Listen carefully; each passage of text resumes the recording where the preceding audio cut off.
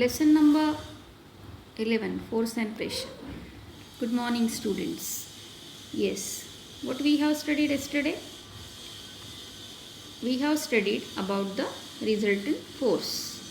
Okay. Now, let's see. We have seen 2-3 examples. In that, in example of tug of war game, we have seen that the two teams are participating, that the team which is having more magnitude will win easily, right?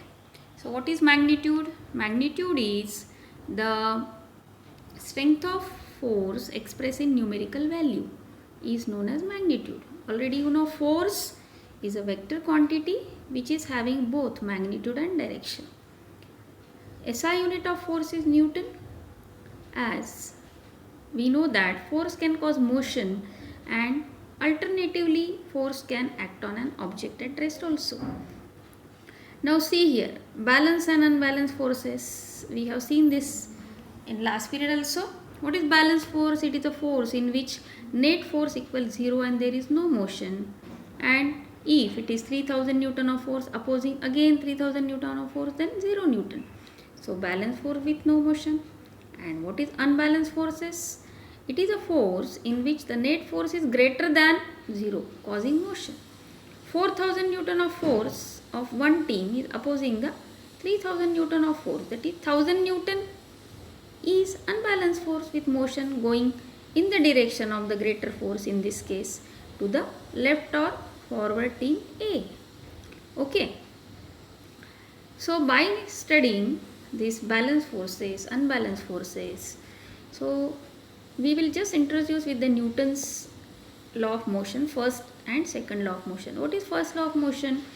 When the object is at rest, so remains at rest, and an object in motion remains in motion with the same velocity unless acted upon by unbalanced forces.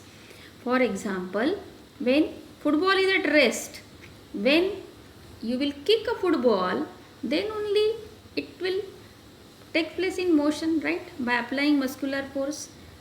And to stop it also, you have to apply the muscular force. So here the Newton's first law get verifies. See here in this picture, two boys are playing seesaw, but as the situation in this picture you can see, if they will not apply muscular force one by one, then they will not able to play seesaw. As one is down, one is up, again the boy which is in up position, it will apply force, it will come down, another boy will go up. So like this continuously they will play in this way. Okay. Now Newton's second law of motion, what it says? It gives the relationship between mass and acceleration, F equal to ma. So it describes the relationship between an object's mass and the amount of force needed to accelerate it. The greater the force, the greater the acceleration. Greater the mass, greater the force needed for the same acceleration. Right. So you can see here in the diagram where 1000 kg the weight of the car. So it needs force to accelerate it. But in another diagram, that is the bus is standing, which is having 2000 kg mass, so which will need more force. So here we can verify that greater the force, greater the acceleration. And if the object is lighter in the mass, then lighter force will be required. Okay. See Newton's second law. If you will apply more force to an object, it accelerates at a higher rate. You can see in both the diagrams, force applying on mass, acceleration, more force, more acceleration. So another one more example. You know already cycle. Everyone is riding a bicycle. So cyclists use a bigger force to pedal his bicycle and increase its speeds. So the forces to the pedal is greater than the frictional forces acting on the bicycle.